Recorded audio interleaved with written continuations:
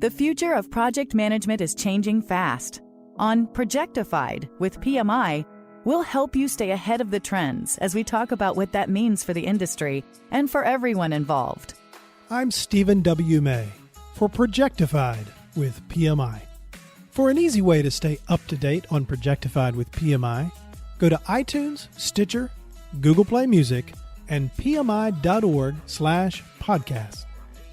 In this episode, we meet Lauri Bingham, who leads the Technology PMO at communications giant T-Mobile. Lauri shares her insights and lessons learned on adopting and integrating Agile principles and practices into a variety of work environments. It's an ongoing journey, and we're excited to hear about it. Lauri, I've really been looking forward to talking with you again. Thanks for being here. Thank you so much for having me. Well, it is certainly our pleasure. So why do you do it? You are making a career, you have made a career in complex, large-scale projects and programs, and I know from my own experience that is not the easiest way to make a living. Journey that I have been on, especially when it comes to project management, what keeps me going is the fact that it's constantly changing. It has always been incredibly exciting and fun, challenging and hard.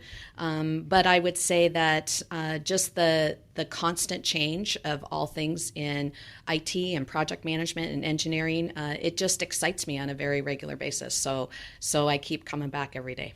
You have worked across a variety of industries. You've worked across a variety of functional areas and focus areas.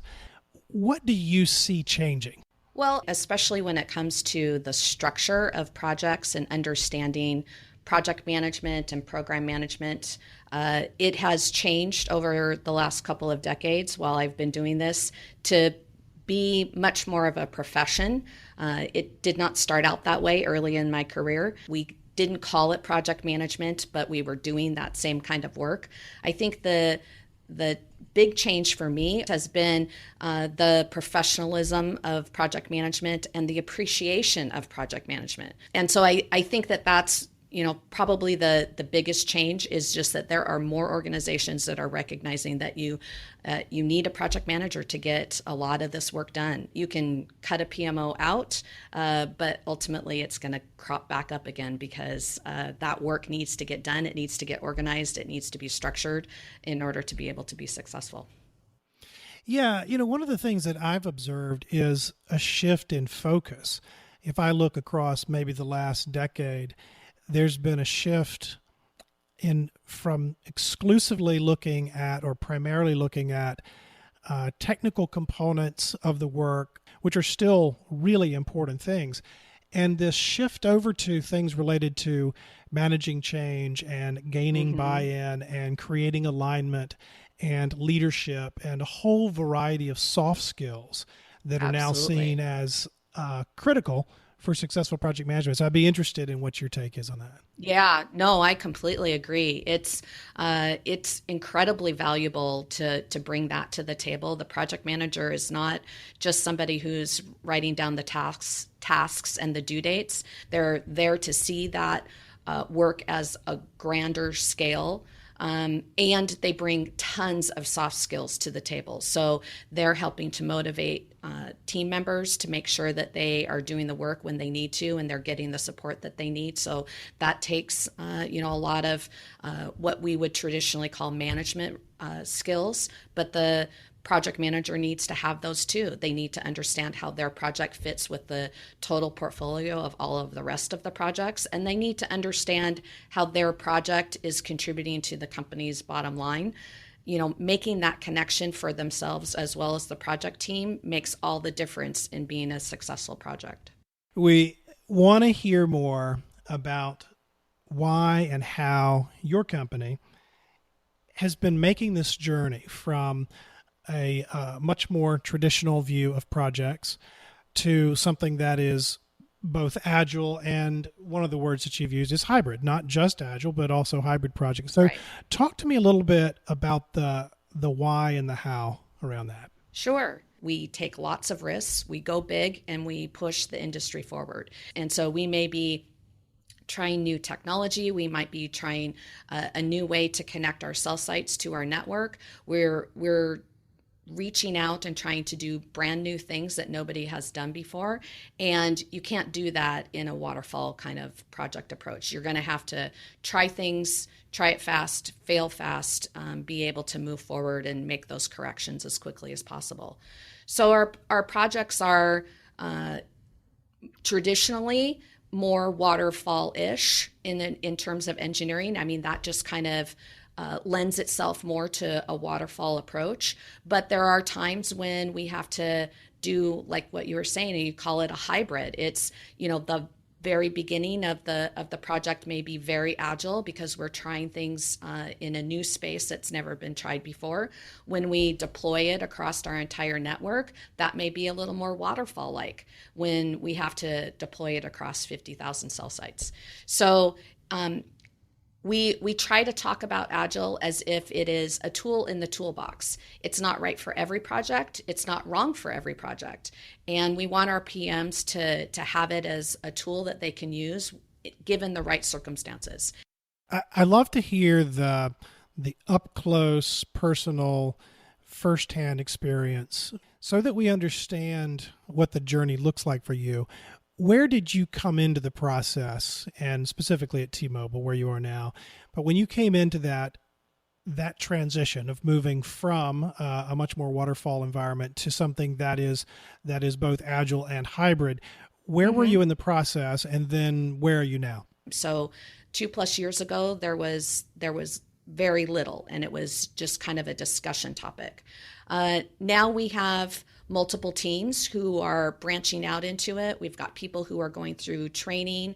We've got certain teams that are further along than others. But I would say, especially in the spaces of the tools that we use in order to be able to automate things that engineers may have been doing more manually in the past, those utility teams that are building those kinds of tools are using much more agile principles than ever before. And the PMO is there to help support them. So the teams are becoming more agile and going through their training, and the PMO is right there alongside them to be able to help and support them. We help and support some teams more than others. Some want to be very independent in their approach, and others want some more collaboration. And so we scale our involvement depending on what they need us to do. Yeah. So you are specifically involved with a technology PMO, and obviously you're in the wireless industry. If you look right now at all of the projects and programs, however you're dividing those up that are under the view of that PMO or in some way supported by that PMO, what's your mix now? We have anywhere between 400 and 600 projects in our portfolio at any one point in time, which is crazy amounts of numbers. I would say it's probably a smaller percentage that are pure Agile. There's much more in that hybrid arena where they're doing parts of the project using Agile and other parts that might be a little more waterfall. Yeah. I would say probably in that hybrid space, there's easily a third of our portfolio right now that's in that space. And there's some areas that are just never going to be that way. So it's not like we have a goal to force teams and projects into that methodology. We just want to be able to allow all of the PMs exposure to the methodology, and as well as the teams themselves exposure to the methodology, and see, hey, does this fit for your team or not? We had, as an example, one of the teams that we have been working with started out thinking that they should probably go to Agile. They did some training, and it wasn't seeming to necessarily fit their work. And then we had a discussion with them about using a Kanban board. And they were like, oh, well, that fits our work much better. And it's like, right, that's exactly what we're talking about. It's like you got to find the right tool for the right team for the right project. Yeah, yeah.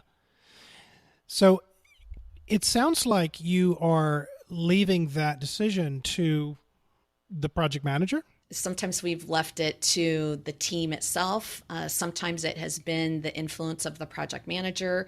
Sometimes it's more of a steering committee kind of discussion. And sometimes it's, the project team has started out with one methodology and moved to another midstream. So we don't have a prescriptive way that happens.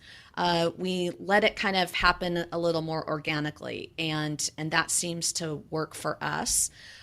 Some of the teams, like I said, we have some teams that are pushing all of their work into the agile space, and so naturally, when we're engaging with those teams, we would kind of lean towards using an agile methodology. And then other teams haven't been exposed to it yet. So we wouldn't necessarily push it on them, but we would certainly, if it felt right to introduce it, we would introduce it. But again, it's the team members that really have to be engaged in that. If it's not the right time for that team to suddenly flip the way that they do their work, we're not going to force them. Right. So it's interesting to me. In this situation, it sounds like people do have a choice, but you're still making significant changes. It sounds like you've made a lot of progress in 2 years. So what do you think is motivating that? Well, I think they're just really seeing the benefit of it. They're recognizing, and they're kind of, seeing the team that might, sit next door to them. Hey, they're doing some things a little bit differently, and they're able to deliver a whole lot quicker. Maybe we should try that out. And we do a lot of communications about the success of our projects and what they're able to accomplish in a short amount of time. And so I think it's partly the reputation of the success of the projects that are using the Agile methodology that is sparking some interest in others. And it's sharing those kinds of learnings so that other people can recognize it. And like I said, we are a company that moves super, super fast. And if you've got a methodology and a process that doesn't necessarily lend itself to moving fast, we have a lot of people that will encourage you to rethink that. Maybe a little competition thrown in there too. Yeah. I'm good with some healthy competition. That's okay. Yes. So you've given us a sense of the environment. You've made a lot of progress, 2 years. It sounds like you're still in a journey. But when you look back, what do you think have been the most significant challenges? Well, I think the most significant challenge is just, the team or the project that tries it first. That's always the hardest step in the process. Being the first one out there to get all of the attention is not an easy place to be in. And I think, the other challenge is recognizing that you might need to make some tweaks in the process quicker and sooner in the process than you ever did before. So it's that constant retrospective that you need to include in the process. Changing that habit of talking to the customers on a regular basis and getting their feedback on a regular basis and then reacting accordingly. That wasn't a standard part of our process before. And we've had, some stumbles along the way of not including the right stakeholders, even as we were doing retrospectives until the end. And then a very significant stakeholder may look at the product and say, hey, wait a minute, did you think about this? And everybody sighed and said no. Yeah. So we still have some way to go. We still have some learnings to do, but this organization is one that appreciates that and understands that and doesn't punish people for it, which is fabulous. They get excited when we have learnings and can can then, implement those in the next go round. So nobody is shamed. Nobody is, blamed. We don't have that kind of culture here. We have a ongoing culture within our organization of let's try it fast. Let's learn from it and introduce those kinds of changes back into the process. So do people there view this move, this journey, this transition to a more agile way of working? Do they view that as a project? No, I wouldn't say that we view it as a project, partly because it's kind of the way our entire company is thinking. We are not only changing this within engineering and IT and those kinds of disciplines, but we are sending all of our managers to a class called the Agility Shift. So we want literally everybody in our entire organization to think in an agile manner.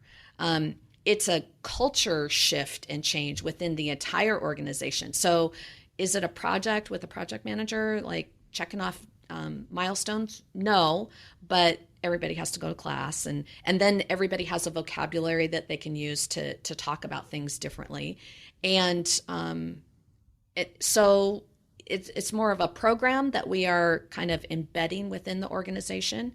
But no, not as, and I've worked other places that have run it like a project. But no, here at T-Mobile, we're not. What's the highest level in the organization that would pay any attention to it, that would ask about it, that would monitor where we are? Where does that go in the organization? Well, certainly our CTO, Neville Ray, Okay. knows about this, knows about it from the engineering perspective as well as the IT organization. Our CIO, Cody Sanford, reports to Neville as well. So he is very well versed in it, and he's a former project manager, which makes conversations with us super easy. And so I would say he definitely, and if he knows about it, then I'm going to say Mr. Ledger knows about it too. Yeah. So all the way to the top. Maybe I'll ask him about it on Twitter. How about that? Okay, you ask him. He'll tweet you back. He's very active. He's very active He on is Twitter. very active. He is. Yes, indeed. He's fun to watch. And he's just like that in person too. Is it really? I've never met him, Yes. but it comes through that way. It does come through Yes. sincere. You do think this guy would be just like this if you sat down to have lunch with him. Yeah, exactly. We talk an awful lot about being authentic here at T-Mobile, and I think that starts at the top. If you go back and think about where this move toward bringing agile thinking, agile practices, agile approaches to projects at T-Mobile, and it sounds like it goes beyond projects, the way you're describing it. Right. Who started it? Where did this begin at T-Mobile? Yeah, I think it probably started in a couple of different pockets, all kind of simultaneously. So our EIT organization, so enterprise IT, started a couple of years ago by training all of the staff within IT on agile principles. In the engineering space, there have been, different pockets of the teams have kind of tried it more organically. And then, all the way over into the business side of our business, whether it's, the care and retail and even finance and HR are all going through the agility shift classes for all of our managers. So they had some sort of, impetus to trying out that particular methodology within our manager classes. So I think it kind of started from multiple points and is kind of bubbling all up together. One of the things that you said became a challenge somewhere along the way was that there were times when leaders wanted to, and your words were, lock all sides of the triangle. Tell me more about that. Sure. So this was not at T-Mobile. Okay. See, I'm taking us back even further then. Okay. Yes, a little bit further back in my career, but yes, it's when the organization has gotten used to and trained on how a waterfall project works, and you can describe the scope and you can define the budget and the timeline all at the very beginning. They get very used to being able to talk about projects that way at the very beginning. Moving to an agile methodology was a very interesting conversation when they had somebody present to them and say, no, we want you just to give us a bunch of money and we'll come back in 6 months and let you know what we built. And that was they pretty much laughed us out of the room. It was, they're trying to run a business. The idea of giving a project team a bunch of money and we'll let you know what we come up with in 6 months just doesn't really fit a good, solid business model. So at that particular organization, we had to come up with a way of satisfying wanting to know all three of those aspects at the beginning, but also being allowed to use agile principles and methodologies to run the project, and had to come up with a balance. So we would do what we called a define phase at the very beginning of the project, very waterfall-like, being able to come up with a very distinct set of scope. But then the development phase of the project was run with agile principles. And then we would flip back to waterfall again at the very end of the project to make sure that we had operational turnover and training, et cetera, in a more waterfall approach at the very end of the project. So in businesses that are very waterfall at first and trying to move to a agile methodology, like moving from one to the next is a giant leap for some organizations. And so it's through that experience that I learned you have to tailor it for the culture of the organization. That particular organization was very accounting focused and was very concerned about the bottom line and the cost of every project. So budget was very important. Other organizations, like I've worked in nonprofit organizations, it's not that they aren't concerned about budget, it's just that they're more concerned about the quality of the project or the timeline of the project. So different organizations care about different aspects of the project, and you have to tailor your agile implementation towards what's important to that organization. Yeah. Yeah, no, thank you. When you had mentioned it before, we didn't get a chance to go in depth. And just for some that may not be familiar, give us the 30 seconds on what you mean by the three sides of the triangle. Oh, sure. So 3 sides of the triangle, that's a PMI thing. It's a scope on one side and budget on the other and timeline on the third. And then usually quality is, either around the outside or in the center. Yeah. But being able to lock, what am I going to get? How much is it going to cost? And when am I going to get it? And defining all 3 of those at the very beginning of an agile project is, because you haven't done all of that, the work that would tell you those answers at the very beginning, because you're agile and you're doing it in sprints. It was a difficult thing to do at the very beginning. Yeah. You also told me about a kind of lesson learned that you had around this idea of letting the data lead us to the answer. Tell me that story. Sure. This goes to all of the folks out there who might be familiar with Six Sigma methodology. So, it's really important to let the data lead you to the answer. We have had a scenario here in the last couple of months where we've been trying to prioritize features. So we have a list of features and we want to figure out, which ones do we, basically do first, second, third. And through that process, there was lots of passion by multiple constituents. So we've got stakeholders in multiple organizations that are all feeding in their requirements for the features. And lots of passion, but it was more emotionally driven, not necessarily bad emotions, but it was anecdotally related and not data driven. So we took some time to do some data analysis and figure out just some basic things like what's the duration of the particular, like how long does it take to do the process today? What's the start, what's the end? How long does it naturally take in today's world? How many times do we do it? So what's the volume of how many times we have to do this thing? And then what's the error rate or failure rate of how often we do it and it doesn't work? So those kinds of things. And we talked in advance of having to actually talk about any of the features, but we talked about the prioritization model in advance so that we said things like, if it's we would want to prioritize something that has the longest duration first. Things that may take 6 months to do would come prior to something that is only a few minutes to do.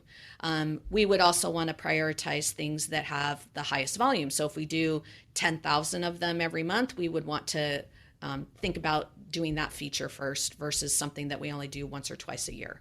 And same with the failure rate. If we have a failure rate of 50%, like half the time it doesn't work well, we might want to prioritize that feature above all the rest.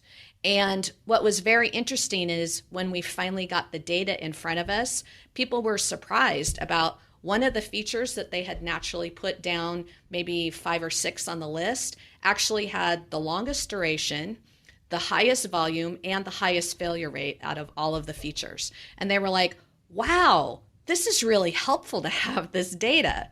And, of course I chuckled and said, yes, we're letting the data lead us. and then it becomes a completely non-emotional and much more objective decision-making process.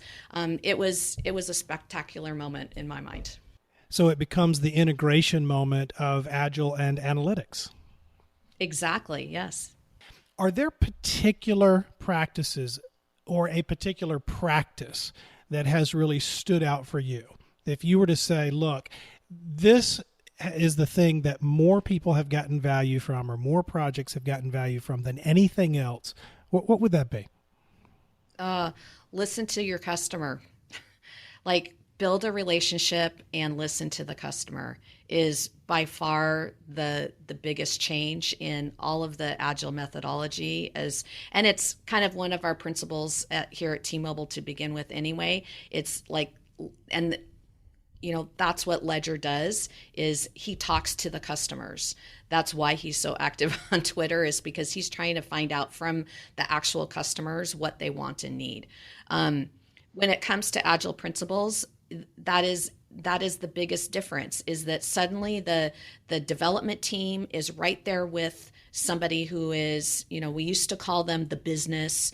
They used to be, the organization that was over in the other building, and the IT organization or the engineering organization didn't necessarily talk to them on a regular basis. It's that building of relationship that is ongoing and constant that changes the entire dynamics of the project.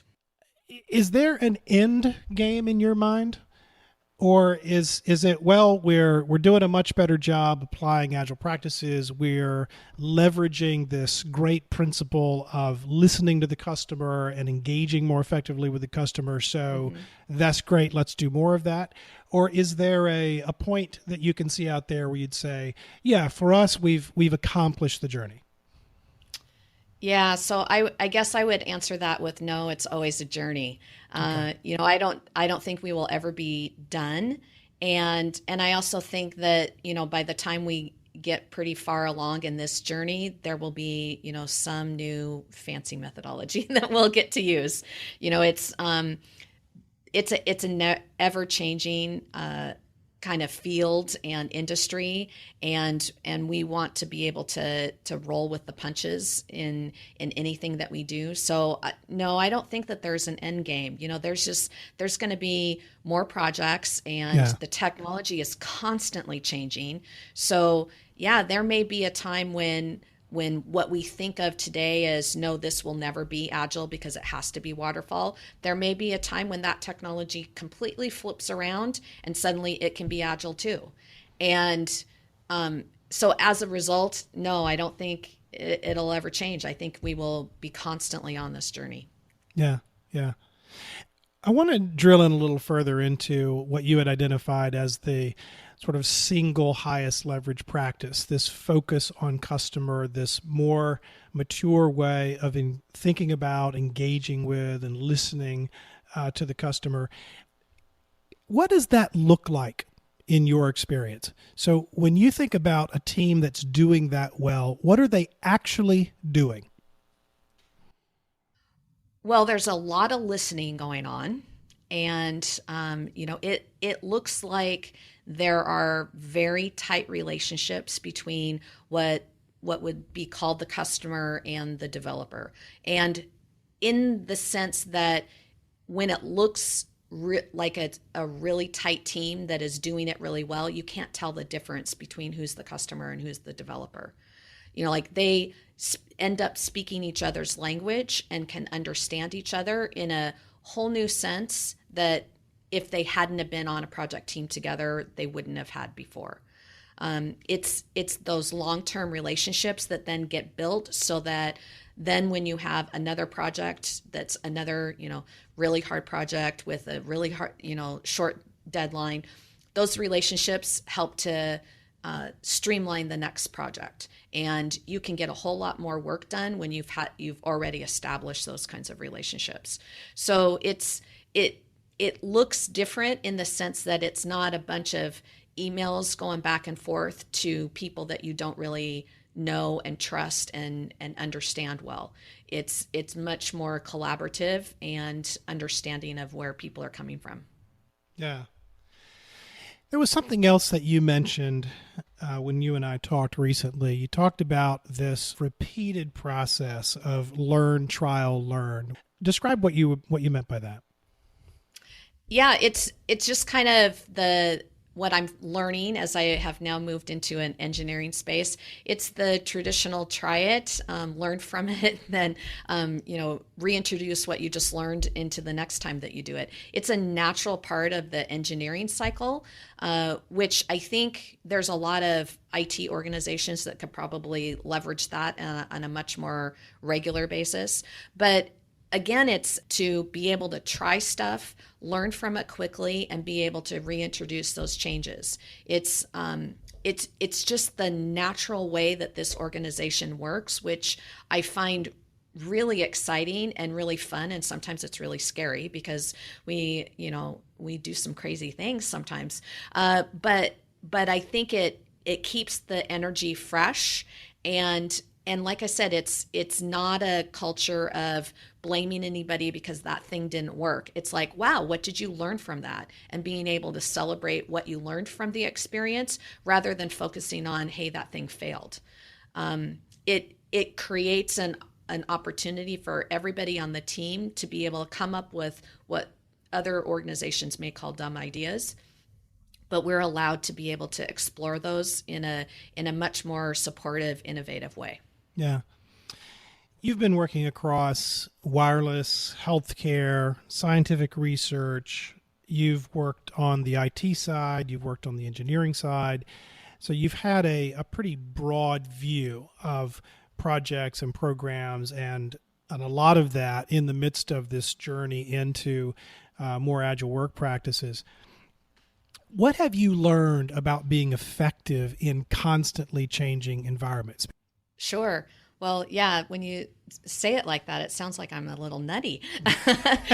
Just bold. But I guess, that's all. yes, bold and courageous. So I think what excites me about all of those changes is the fact that there's constant learning going on. I get really energized by learning something new. And it may be a different industry. It may be a different discipline. There's always been project management in my head, even before it was called project management. So that's been a very constant, but, and we talk about this in project management that you can be a project manager for anything once you learn how to be a good project manager. And I think my career probably is a testament to that. You can change industries, you can change from IT to engineering, and all of those disciplines support you well and support the projects well and support the people around you really well. One of the things that I know about you is you've had a lot of involvement in organizations that help women to prosper in technology and in business. When you sit down with a young woman who is up and coming project manager, project leader, what's your best advice to her about how she's going to flourish in the next decade? I think the best advice that I can give to any woman, and actually I would say this for anybody, it's work really hard. Let the work that you're doing shine because you're doing a stellar job at your work. That is the foundation of any of the job moves that I have made in my career. building that reputation of being really good at what you do is foundational for any career move that you can have, decades later. It's really important to do your job well, be able to build teams well, to have all of those soft skills that we were talking about earlier. You have to be a good leader. You have to be able to be empathetic with your team members. You have to be able to lead them through very challenging, very hard times. There were times as a project manager when, we had a project that was going wrong in the middle of the night on a weekend, and had to have one of the software developers come in, and he had a small child that he had to bring with him to the office. Well, I brought my oldest daughter, who was a great babysitter, to be able to support his little one. Yeah. And you do what you have to in order to be able to make the project successful. But it's because I knew him, and I knew the challenges that he was going to have in his personal life. There's no separation between personal life and work life. Sometimes you have to understand the whole person. Yeah. And making that journey together as a team makes it all worth it. I know a few years ago, Patrick Lencioni, in his book 3 Signs of a Miserable Job, cited one of those factors as that people want to be known as people at work. They need to know that there's somebody there that understands them intimately as a person. And I think that's part of what you're describing. Absolutely. Yes. You said that very well. Well, thanks. We should give Patrick Lencioni credit for that. We should. Yeah. And with that, Lauri Bingham gets the last word. Lauri, thank you. It has been a pleasure talking with you. I look forward to doing it again. Thank you so much. For an easy way to stay up to date on Projectified with PMI, go to iTunes, Stitcher, Google Play Music, and pmi.org/podcast.